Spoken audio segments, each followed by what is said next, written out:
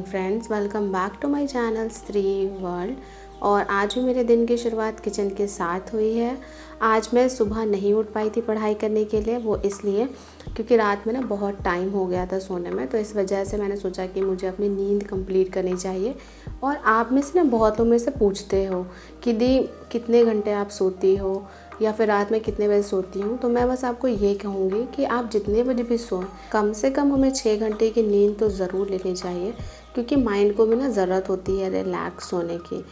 और हम ना जब सोते हैं तभी हम अच्छे से रिलैक्स होते हैं। अदरवाइज़ दिन में तो हम बहुत तरह के काम, मोबाइल भी चलाना, बहुत सारे टेंशन, पढ़ाई लिखाई सब करते हैं। इस वजह से मैं हर दिन इंश्योर करती हूँ कि मैं कम से कम 6 घंटे तो ज़रूर सोऊं। और आज मैं सब्ज़ियाँ बना रही थी, कंदा की सब्ज़ी। और आप सबको तो पता ही होगा कि कल जितिया का त्यौहार है। बिहार में तो हम इसे जितिया ही कहते हैं, बाकी मुझे लगता है कि यूपी में ज्योतिया कहते हैं शायद, बट हम लोग इसे जितिया ही प्रोनाउंस करते हैं। और इसमें ना बहुत लोगों को कन्फ्यूजन था कि किस दिन करना है, मतलब फ्राइडे को करना है या सैटरडे को करना है। तो मम्मी जी ने फाइनली डिसाइड किया कि वो फ्राइडे वाला ही करेंगी। और आज के दिन नोनी साग और शायद और भी कुछ कुछ खाया जाता है, तो वो ना मैं इसी में ऐड कर दूँगी, बहुत कम क्वांटिटी में। अब लोग मुझे लगता है कि वैसे नहीं बना के खाते, अलग से सब कुछ एक ही में मिक्स करके और बना के खा लेते हैं। तो बस इसीलिए ना मैं लास्ट में नूनी साग और ये सब पत्ते भी जो हैं वो इसमें ऐड कर दूँगी। मुझे बहुत से ऐसे कमेंट आते हैं जैसे मेरे सब्सक्राइबर्स मेरे से पूछते हैं कि दी आप घर का काम करने के बाद पढ़ाई कैसे कर लेती हैं, मैं नहीं कर पाती हूँ। और कल तो मुझे एक ये भी कमेंट आया था जिसमें मेरी एक सब्सक्राइबर लिखती हैं कि दी मुझे पढ़ने के सिवाय और दूसरा कोई काम नहीं है, बट फिर भी मैं हर दिन टारगेट सेट करती हूँ और सुबह में थोड़ा सा अच्छे से पढ़ाई करती हूँ, बट शाम होते होते मैं डाइवर्ट हो जाती हूँ और टारगेट मेरा अचीव नहीं हो पाता है और फिर हर दिन यही चीज़ रिपीट होता है। तो मुझे पता है कि ये चीज़ ना हर एक एस्पिरेंट के साथ होती होगी। तो मैं आपको यही कहूँगी कि आपका जो भी टारगेट है वो आप क्यों अचीव करना चाहते हैं, ये रीज़न अपना बहुत स्ट्रॉन्ग रखिए। हम क्या करते हैं कि हम बस एक दिन सोचते हैं कि मुझे ये बनना है, मुझे वो बनना है और उसके लिए मुझे पढ़ाई करनी है। और एक दिन जिस दिन हम सोचते हैं ना, उस दिन हम बहुत अच्छे से पढ़ भी लेते हैं, लेकिन बाद में क्या होता है कि दूसरे दिन धीरे धीरे आपका माइंड ना उस चीज़ को भूलते जाता है, क्योंकि हम ज़्यादा अलग अलग कंटेंट कंज्यूम करते हैं। जैसे आप मोबाइल पर टाइम बिताते हैं बहुत ज़्यादा, या फिर आप अपने फ्रेंड के साथ बाहर चले जाते हैं, तो दिमाग जो है ना वो भूल जाता है कि उसको वो चीज़ अचीव क्यों करना है। तो इसके लिए सबसे ज़्यादा ज़रूरी है कि हर दिन खुद को याद दिलाइए कि अगर आपको पढ़ना है तो क्यों पढ़ना है, सबसे इम्पॉर्टेंट। और दूसरी इम्पॉर्टेंट बात कि आप ना अपने आप को बहुत छोटे छोटे टारगेट दीजिए। कभी भी पहले रूटीन मत बना लीजिए कि मुझे 8 घंटे तक पढ़ाई करनी है आज। वह आप ऐसे सोचिए कि मुझे सुबह 2 घंटे पढ़ना है, फिर बीच में जो भी काम है वो करना है या रेस्ट करना है, फिर दोपहर को 2 घंटे पढ़ना है, फिर शाम तक पूरा रेस्ट करना है आराम से, फिर शाम में 2 घंटे पढ़ना है और उसके बाद रात में 2 घंटे पढ़ना है। तो इससे क्या होगा ना, माइंड रिलैक्स भी रहेगा और 8 घंटे आप पढ़ भी पाएंगे और अपने टारगेट को भी आराम से अचीव कर पाएंगे। और ये हाउसवाइफ्स के लिए भी इम्पॉर्टेंट है। आप 2 घंटे सुबह दोपहर शाम नहीं पढ़ सकते हैं तो आप 1-1 घंटे रखिए। तो इस तरह से आप ना कम से कम 4 घंटे आराम से एक दिन में पढ़ पाएंगे। फाइनली मैंने सब्ज़ी भी बना लिया और आपने देखा होगा कि मैंने मड़वे की रोटी बनाई है। इसके बाद मैं नॉर्मल आटा सान रही हूँ सबके नाश्ते के लिए। और यहाँ पर मैं आ गई थी तुलसी पत्ता तोड़ने के लिए, क्योंकि जो दादी है ना उनको खांसी और सर्दी है, तो उनके लिए अभी काढ़ा बना दूँगी मैं।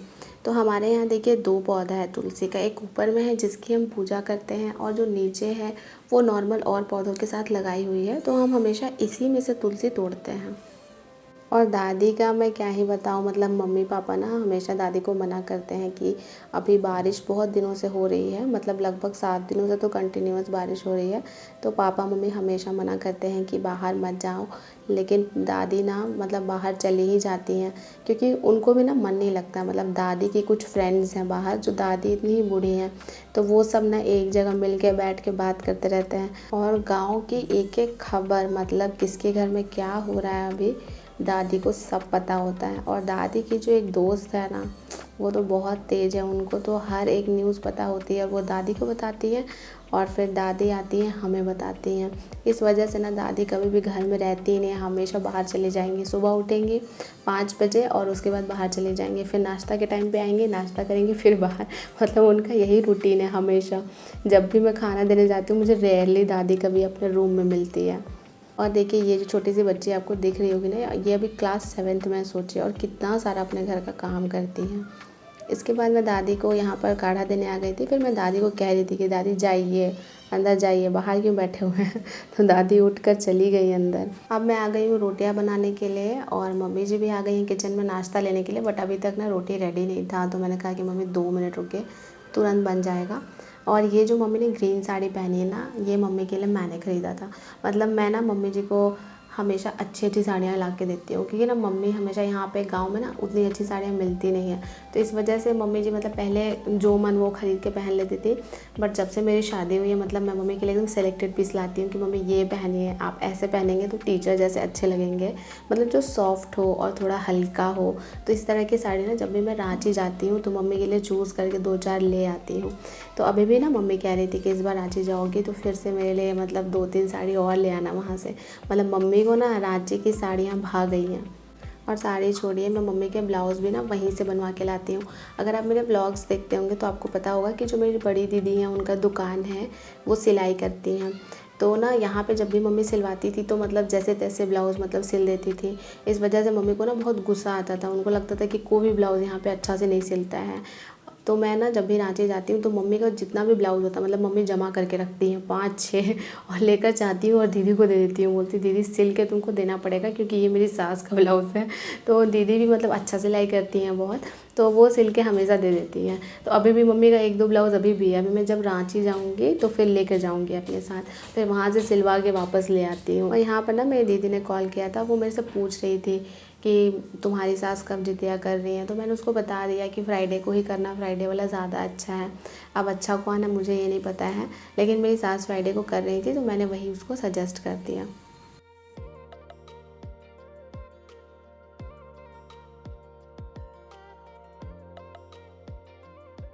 तो अभी सुबह के 9 बज रहे थे, और अभी ना अब मैं अपनी पढ़ाई का फर्स्ट स्लॉट शुरू करूँगी। अभी मैं नहाने नहीं जाऊँगी, क्योंकि मुझे टेंशन हो रही थी कि आज तो बहुत सारा काम था। मैंने सोचा कि पता नहीं आज मेरा 6 घंटा कंप्लीट हो पाएगा या नहीं, इसलिए मैंने सोचा कि पहले पढ़ाई करूँगी और इसके बाद जो है फ़्रेश होने का काम करूँगी। तो फर्स्ट टॉपिक जो मेरा था आज का, वो था ज्योग्राफ़ी, और ज्योग्राफ़ी में मैं पढ़ रही थी भारत के प्रमुख पर्वत शिखर। सबसे पहले मैं यहाँ पर एक बार मैप से ना ऐसे ओवरव्यू देख ले रही थी कि कौन सा पर्वत मतलब कौन से स्टेट में है। और इसके बाद इसके पीछे वाला जो पेज था ना, उसमें सारे पर्वत के बारे में मतलब डेप्थ में दिया हुआ था कि किस पर्वत का सबसे ऊंचा शिखर कौन सा है, कौन से स्टेट में है, उसकी विशेषता क्या है। तो ऐसे करके मैंने सोचा कि चलो इसे लर्न कर लेते हैं जितना भी टाइम लगेगा, और एक टॉपिक कंप्लीट कर लेते हैं। 1 hour later. ये टॉपिक ना मेरी कॉपी में भी है, नोट्स कॉपी जो मैंने ज्योग्राफी का बनाया है। पर आपको पता है, मतलब जो मेरा नोट्स है ना, मुझे लगता है उस टीचर ने इस बुक को पूरा देख देख के पढ़ाया है क्या। मतलब इसमें जो जो टॉपिक जैसे जैसे है उसी सीक्वेंस में नोट्स में भी है। बस डिफरेंस है कि उसमें ना मतलब नोट्स में बिल्कुल सेलेक्टेड टॉपिक्स हैं, और इसमें हर एक टॉपिक को बहुत ज़्यादा वास्ट करके दिया हुआ है। तो मुझे लगता है कि अगर मैं इस बुक से भी ज्योग्राफी कंप्लीट कर लेती हूँ तो मेरा हो जाएगा, इससे ज़्यादा मुझे पढ़ने की ज़रूरत नहीं है। आप में से बहुत लोग पूछते हैं कि जो 40 मार्क्स का जीएस है उसके लिए कैसे प्रिपेयर करें। तो मैं आपको यही कहूँगी कि मैं कैसे प्रिपेयर करूँ, मैं आपको बता रही हूँ, आप उससे रिलेट कर लीजिएगा। देखिए, मैं पॉलिटी पढ़ रही हूँ एनसीईआरटी सार संग्रह से। आप पूछेंगे एनसीईआरटी सार संग्रह कौन से राइटर की है, तो वो है महेश कुमार बर्णवाल की। ज्योग्राफी पढ़ रही हूँ अपने नोट से, प्लस ये वाली जो मैप वाली बुक है उससे। हिस्ट्री पढ़ूंगी सिर्फ और सिर्फ जितना शशि सरन सर ने पढ़ाया था 1 to 5th के लिए हिस्ट्री, बस उससे ही पढ़ने वाली हूँ। तो ये 3 सब्जेक्ट मैं पढ़ूंगी। रही बात करंट अफेयर्स की, तो करंट अफेयर्स 1-2 दिन पहले एग्ज़ाम के जो मैराथन सेशंस कराया जाता है वहाँ से करूँगी। अभी करंट अफेयर्स एक भी नहीं पढ़ने वाली हूँ। और इकोनॉमिक्स भी मैं नहीं पढ़ती हूँ, क्योंकि इकोनॉमिक्स उतना मुझे समझ आता नहीं है, और प्लस कि इकोनॉमिक्स से बहुत ज़्यादा क्वेश्चंस पूछे भी नहीं जाते हैं। अगर आप 1 to 5th वाला देखेंगे तो कुछ खास नहीं था कि मतलब बहुत सारे क्वेश्चंस तो नहीं पूछे गए थे। तो बस इन 3 सब्जेक्ट को मैं फोकस करके, इन 3 सब्जेक्ट को मल्टीपल रिवीजन करके, और जो सोर्स बताया केवल वहीं से पढ़ूंगी बार बार अच्छे से। अगर आप ये पूछेंगे कि किसी एक बुक का नाम बताइए जहाँ से पूरे 40 मार्क्स की तैयारी हो जाए, तो करंट अफेयर्स को छोड़कर मैं आपको ये कहूँगी कि एनसीईआरटी पे बेस्ड बुक है एनसीईआरटी सार संग्रह, आप उससे पढ़ लीजिए सारे टॉपिक। मतलब अगर आपको इधर उधर नहीं भटकना है तो geography, history, economics, science, EVS सब उसमें दिया हुआ है। अगर आप उस एक बुक को 2 महीने में कंप्लीट कर लेते हैं तो मुझे लगता है कि 40 में से 35 मार्क्स तो आपके आ ही जाएंगे। सिर्फ आपको एक चीज़ ध्यान रखना है कि आपको अपने सोर्सेज को बार बार रिवीजन करना है, बस इस चीज़ को ध्यान में रखेंगे तो क्वेश्चंस आपसे एग्जाम में ज़रूर सॉल्व होंगे। और सेकंड स्टडी स्लॉट में मैं यहाँ पर मैथ्स सॉल्व करी थी और मैथ्स का जो टॉपिक है वो है मेंसुरेशन और आज का टॉपिक था सिलेंडर। तो अभी ना मेंसुरेशन बहुत लंबा टॉपिक है, लेकिन मैं सोच रही हूँ कि कल मैं इसे मतलब एक बहुत बड़ा स्टडी स्लॉट बना के कंप्लीट कर दूँ, क्योंकि मैं ज़्यादा टाइम ना सिर्फ 9th क्लास में ही नहीं लगा सकती, मुझे क्लास 10th का भी पढ़ना है मैथ्स अभी पूरा। बहुत लोग पूछ रहे थे कि दी क्लास 6 to 8 के लिए साइंस के लिए बाइलिंगुअल बैच बताइए। तो देखिए मुझे नहीं पता बाइलिंगुअल बैच के बारे में, बट इतना पता है कि ऑफिसर्स एकेडमी में जो बायोलॉजी की टीचर है ना, वो हमेशा बाइलिंगुअल होकर ही पढ़ाती थी हमें, जब मैं 1 to 5th का पढ़ती थी तब। बाकी और टीचर्स के बारे में नहीं पता है। और बहुत लोग पूछते हैं कि दी आप कुछ सब्जेक्ट्स जो है हिंदी में पढ़ती हैं, कुछ इंग्लिश में। तो हाँ, ये चीज़ है कि मैं जो साइंस है, मैथ्स है, ये सब मैं इंग्लिश में पढ़ती हूँ, लेकिन जो जीके है मीन्स की हिस्ट्री, पॉलिटी, ज्योग्राफी, ये सब मैं हिंदी में पढ़ती हूँ। फिर मैं आ गई थर्ड स्टडी स्लॉट में और यहाँ पर ना मैं देख रही थी कि कितने चैप्टर्स बचे हुए हैं इस बुक में और सोच रही थी कि आज इस बुक को मुझे कंप्लीट कर लेना चाहिए। हे फ्रेंड्स, शाम के 4:06 हो रहे हैं और बहुत लोग मेरे से कल कमेंट में पूछ रहे थे कि दी आप अपनी बुक दिखा दीजिएगा, तो मैं कोशिश करती हूँ कि हर वीडियो में अपनी बुक आपको दिखाऊं। ये है एस चांद की बुक, ये क्लास 6 की बुक है और कल ना इसमें टोटल है 16 चैप्टर्स और कल मैं इससे पढ़ रही थी लाइट, शैडो एंड रिफ्लेक्शन, वो था 11 चैप्टर और उसके बाद का जो चैप्टर है इलेक्ट्रिसिटी एंड सर्किट्स और फन विद मैग्नेट्स, ये फिजिक्स का है और ये बहुत ईजी मुझे लगता है क्योंकि ये चैप्टर मतलब मैंने 9th और 10th में बहुत बार स्टूडेंट्स को पढ़ाया है, तो इस वजह से ये 2 चैप्टर मैं स्किप कर रही हूँ। और लास्ट के जो 3 चैप्टर है 14, 15 एंड 16, ये तीनों चैप्टर मतलब बहुत ज़्यादा लंबे नहीं हैं, तो आज का टारगेट तो यही है मेरा कि इन तीनों चैप्टर्स को रीड करके अच्छे से कंप्लीट कर लूँ, अब चाहे उसमें जितना भी टाइम लगे। तो चलिए अब मैं अपने थर्ड स्टडी स्लॉट की शुरुआत करती हूँ और सबसे पहले मैं अपना स्टॉप वॉच ऑन कर लूँगी।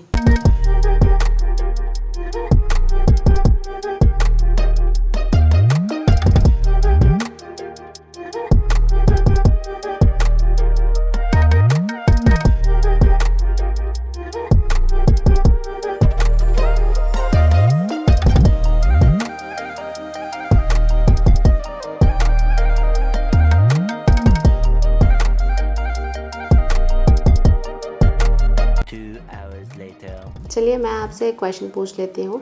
आप मुझे बताइए कि 1 kg चावल उगाने के लिए कितने लीटर पानी की ज़रूरत पड़ती है और 1 kg गेहूँ उगाने के लिए कितने लीटर पानी की ज़रूरत पड़ती है, इसे कमेंट करके ज़रूर बताइएगा।